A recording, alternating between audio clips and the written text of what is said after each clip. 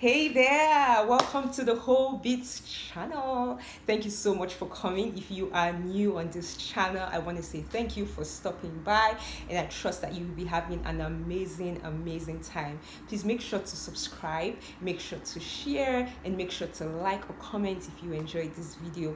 If you are returning, thank you so much for coming back. If you haven't subscribed already, I encourage you to please subscribe. And if you are a subscriber, thank you so much.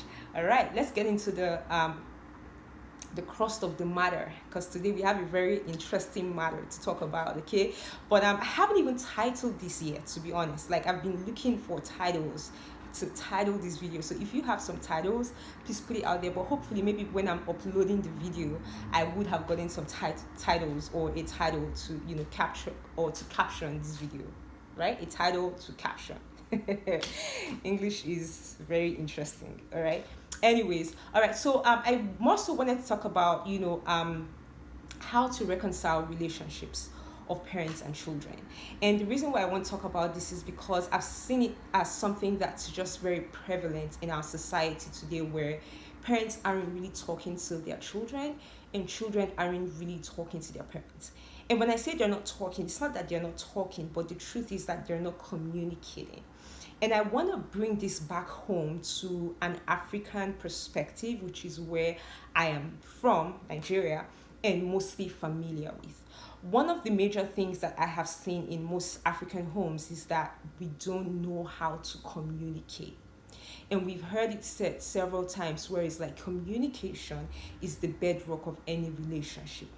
Unfortunately, though, in African homes, we don't really communicate. Like, it's either parents are talking and children are hearing something different, or children are talking and parents are hearing something different.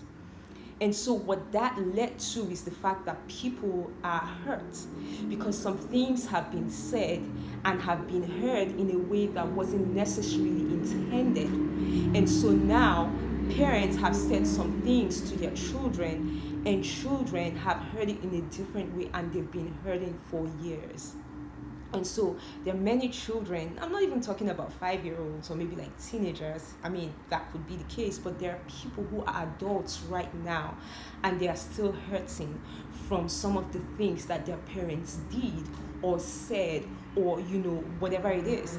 And the problem with that is, those things have kept us bound without us even realizing it. And some of us are serenading our parents on Parents' Day, on Mother's Day, Father's Day, saying they are the best parents on earth, but you're not picking up their calls.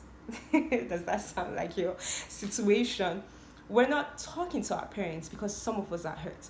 And some of these things are legit reasons why we should be hurt, because our parents did things that did actually hurt us. And so how do we move past this pain and get into that place where we start becoming whole? Because pain is such a bad place to be for a long time. It's okay to feel that pain, but we must be able to channel that pain to bring us solutions that would last. Okay, so today I want to talk about, for you right here that's watching this video right now, you are hurting. And you are hurting because of something that your parents said or your parents did or continually do. And now your relationship with them is so strained. You're not having straight conversations. The first thing I want to say here is you got to talk about it. You have to talk about it. If you, and I know, especially if this is an African home situation, African parents don't like to listen. It's just what it is. I love my African parents, but they just don't know how to listen. But you have to prayerfully, whether you're a Christian or you're a Muslim or whatever religion you practice, I feel like you want to be, prayerfully about this communication and talk to them wisely. Like, plan your words, plan the things that you want to say, and be intentional about it. Don't get emotional about it, where it's like when they call you once, you just start like going emotionally haywire on the phone because of something you want to talk about. Like, calm yourself down, iterate the things that you want to talk about. If possible, write it in a book. Some things that you want to talk about. I'll give you myself as an example. I, for one, I had been hurt about certain things that my parents certain ways that my parents were doing certain things. I wasn't comfortable with it. And for a very long time, I've never been able to talk to my parents about these things, because I grew up in a home where, yeah, you could talk, but you couldn't also really talk, if that makes sense. And so I just realized that as an adult, I had bottled all these things in my mind and I had never just spoken to my parents about it. And the thing sometimes is our parents also didn't even realize that they hurt us, that they had hurt us, right? So we have to be intentional about it. Now, first, what are the steps when you want to talk to your parents about these things? And we have to talk about it. And I think that somebody watching this is just saying that there's no need. My parents don't even listen anyway. I think about the future. Some of us are in the process of, getting married or like having children or even already had children. And we're saying these things to ourselves where it's like, I would never treat my kids the same way that my parents treated me. Or I'm hoping to have a better relationship with my kids than I did with my parents. The thing though is that the relationship that you are going to have with your kids without you knowing is going to model the relationship that you have with your parents, whether you like it or not. It's just natural. And so the way that you want to make sure that what happened with your parents, because if I talk with some of my friends right now and they're like, I'm caught doing some of the things that my parents were doing for me, and I thought it was the most ridiculous thing ever that my parents would do to me. But now I catch myself doing those same things to my children. And the reason why you are replicating what you were doing with your parents or what your parents were doing for you is because you haven't addressed it. And am I saying that that's going to be a lasting situation? Maybe not necessarily, but it's worth the try. So I would say, number one, serenade it with Thanksgiving. If you are going to talk to an African parent, African parents, for the most part, they sacrificed. They've done a lot of things. So you don't want to take it as a thing of, oh, I want you to feel guilty. I'm here to attack you. Take it from a place of wanting to grow that relationship, wanting to be intentional about improving your relationship with your parents. So, for example, when I went to my parents, I wanted to have this conversation with them, African home. And I was like, hey, daddy, hey, mommy, I want to have this conversation with you. And they were like, oh, okay, sure, like, let's talk. And then we started having this conversation. And of course, I started with Thanksgiving. Eshe means thank you. And of course, I stated the intention. And I'll tell you why it's so important to state your intention when you're talking to them. It's important that you state your intention because your parents can hear you through the filters of their fears. And I'll explain that to you. How does their fear come about? Their fears or the fears of our parents come about when they listen to what other people are saying about their own children. So maybe this parent is like, oh, my child doesn't even talk to me anymore. My child doesn't even pick my call. Before I say one, they've said 20. The way my child talks to me these days, they are hearing all these things from different parents. Or even, you know how it is WhatsApp today. They are always passing all these stories. God save us on WhatsApp. But anyways, so they hear all these things. And so when you start to talk to them, the first thing that comes to my mind is what is she saying? So she's saying that I did this. Let me be careful because this is how this thing starts. Let me shut her down now. So if you don't state your intention before time to let them know that this is not an attack, this is not you trying to demean them in any way, but you're trying to make this relationship work, there is a chance that they can interpret it in a very different way. Sometimes though, the truth is that even if you stated your intention, parents can still read it in a separate way, but at least state your intention, right? They can read it in a different way, but still state your intention. So I remember just telling them that, hey, the reason why I'm having this conversation, and it was just it was so weird because we don't have these conversations, but sometimes you just have to have it, especially when you are hurting. And at the end of this video, I'll talk about why this is also important and how all this ties together. So I was like, hey, this is what's happening, and I want to strengthen our relationship with each other. That's why I have come to talk to you. And I remember when I started to talk about the things that I was hurt, that were hurting me, and the things that I was feeling bad about.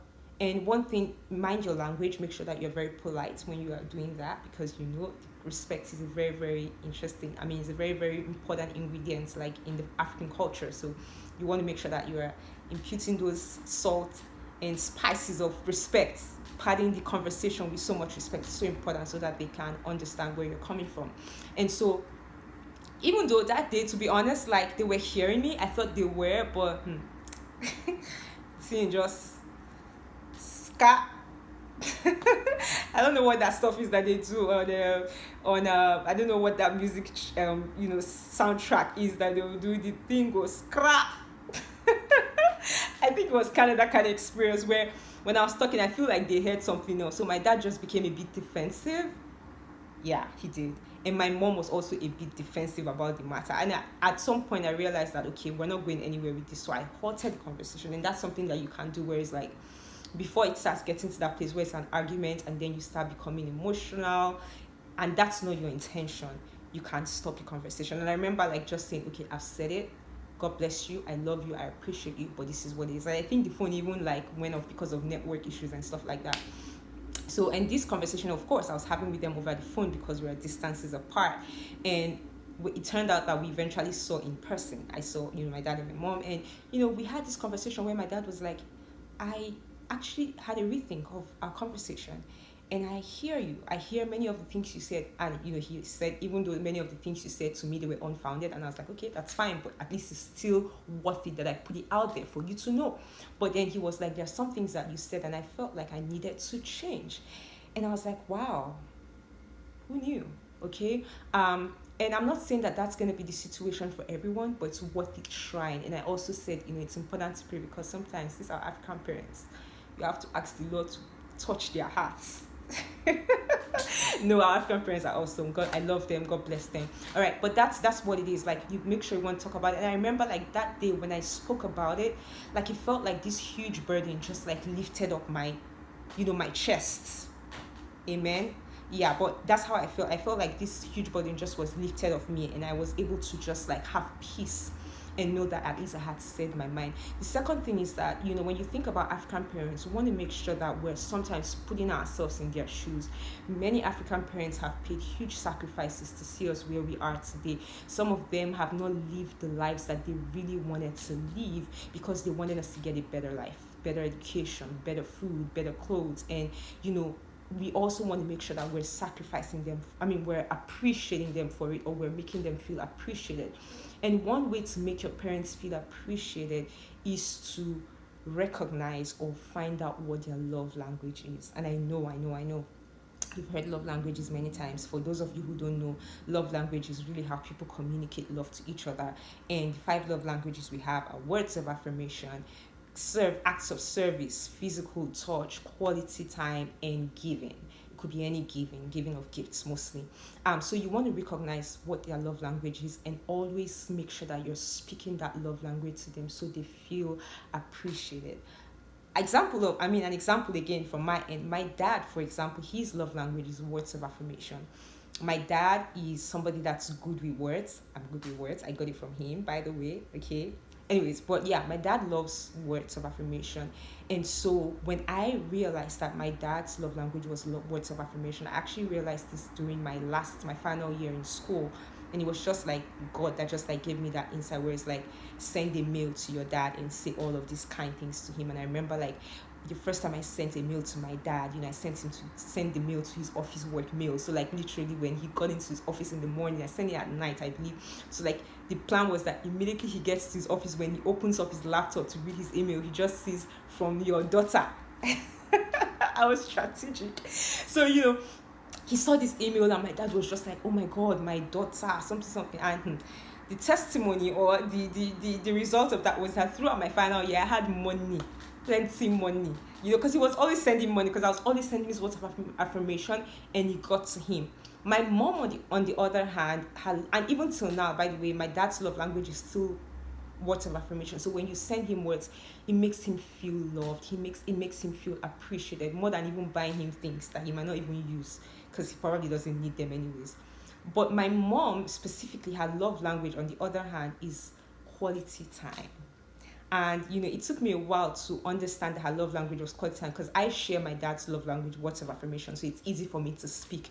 But quality time is not really my love language, and that's where sometimes we have to make sacrifices for our parents, because they made certain sacrifices for us that we might not be able to repay back, but we can also repay back in the way that we appreciate them.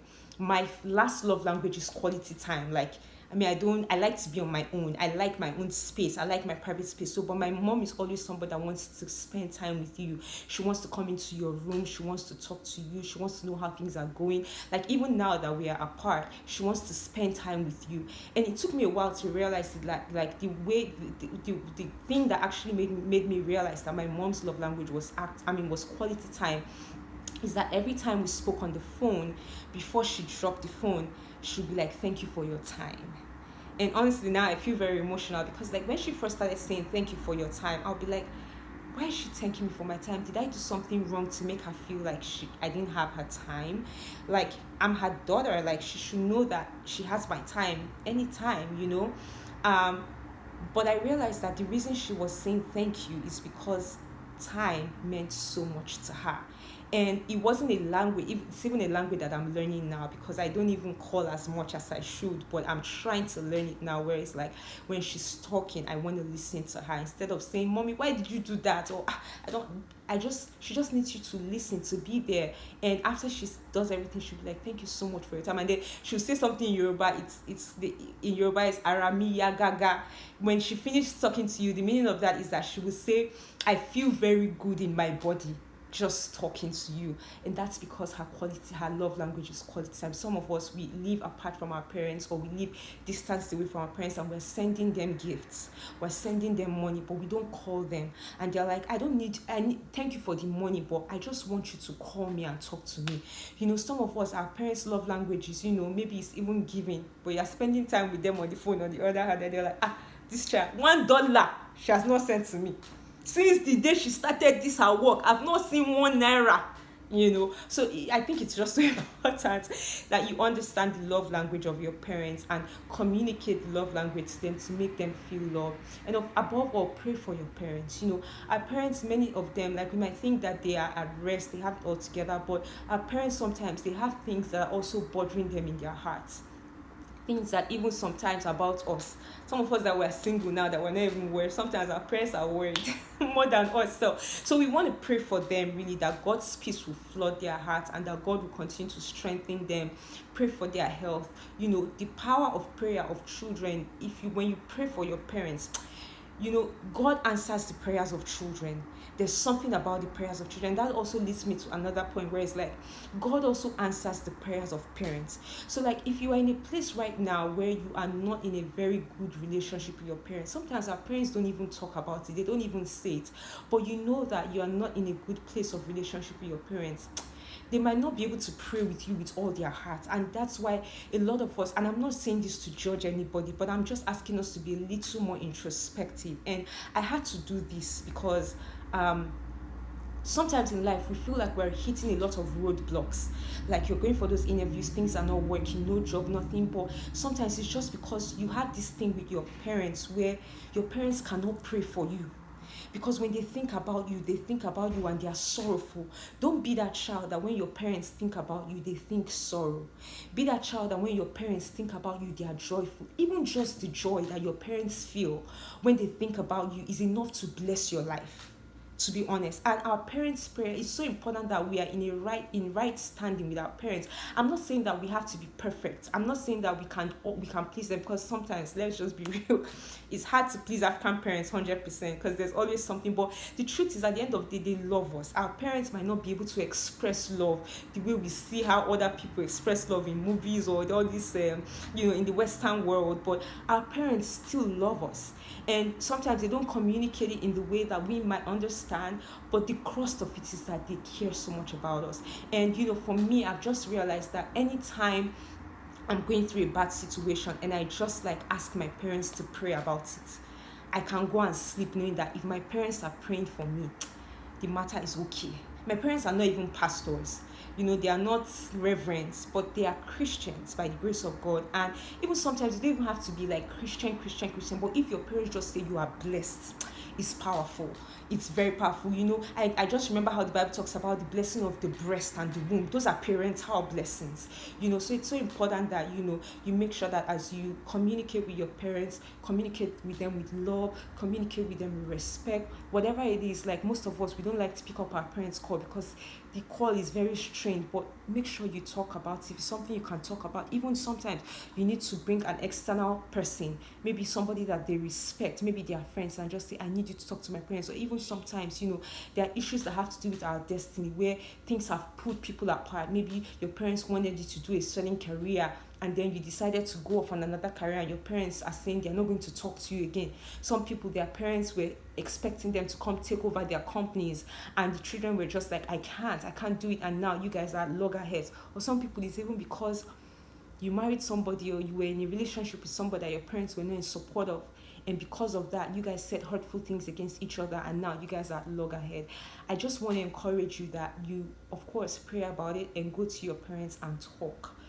It's so important to just talk, and you never know what will happen from there. I'm praying for anyone here that is struggling currently with their parents in terms of your relationship, that God will heal your heart. He will heal the heart of your parents as well, and He'll cause your relationships to blossom. If you have enjoyed this video, please make sure to give it a thumbs up, and please leave a comment below on how you also might have worked on reconciling the relationship with your parents. Ultimately, God has placed us in a family for support, and if He gave you that dad or that mom, He knows why He put you there. And for those people who are hurting right now because they have lost a dad or a mom, I pray that the God of heaven will be everything and much more to you than you ever thought or imagined. Still, me from the whole bit, I love you and thank you for watching. See you next time. Bye bye.